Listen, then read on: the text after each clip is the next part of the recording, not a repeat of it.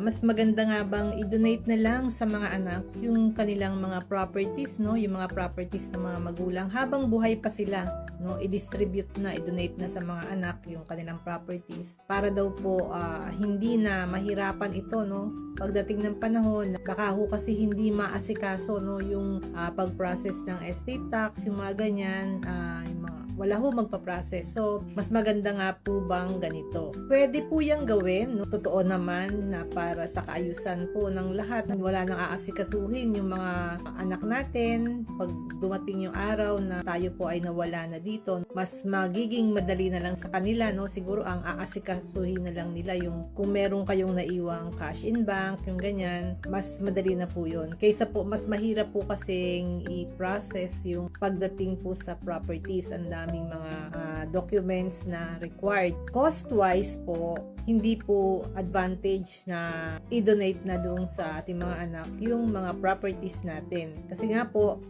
kung i-compare po natin yung gagastusin sa pagpapatransfer, mas marami po kayong gagastusin kapag ito po ay i-donate na natin sa kanila habang tayo ay buhay kaysa po doon sa ang magiging transfer ay through inheritance pag dumating po na tayo ay mawala na, no? Lalo na ngayon, under the train law, napakalaki po ng standard deduction which is 5 million and additional 10 million na deduction if meron po tayong family home. So, if yung property nyo po ay nasa 5 million lang below, wala po silang babayaran na estate tax. Samantalang kung ito po ay i-donate na, no, tayo ay buhay pa, ang donor's tax po ay 6% ng value ng property. Although meron po siyang standard deduction na 250,000. So for example, dalawa yung anak natin, tapos 5 million yung property nyo. At i-donate nila yung kanilang mga shares sa anak. Kunyari po yan ay conjugal. Assuming nga po na 5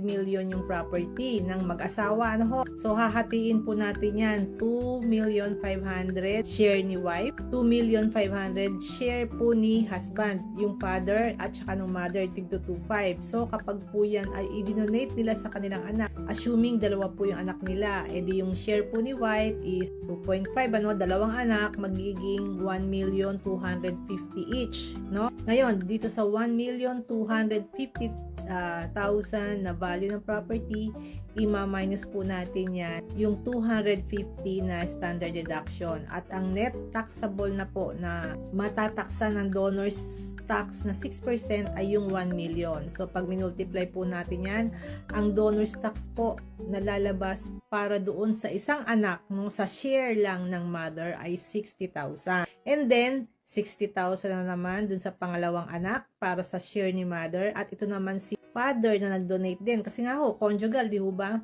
So, 1,250,000 less 250,000. So, ang donor's tax din ulit nito ay 60,000 ulit. And then, sa pangalawang anak niya ay 60,000 pa ulit.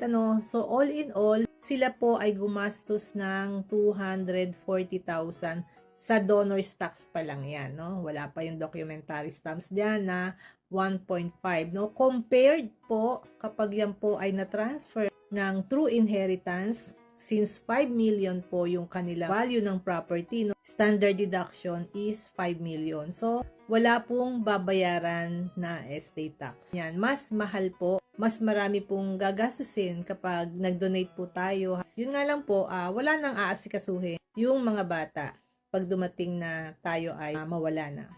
So, nasa sa inyo na po yun kung okay lang na magbayad po kayo at gusto niyo nang maayos or sila na po ang mag-aayos pagdating ng panahon. I hope makatulong po ang video ito. Thank you for watching. Have a nice day.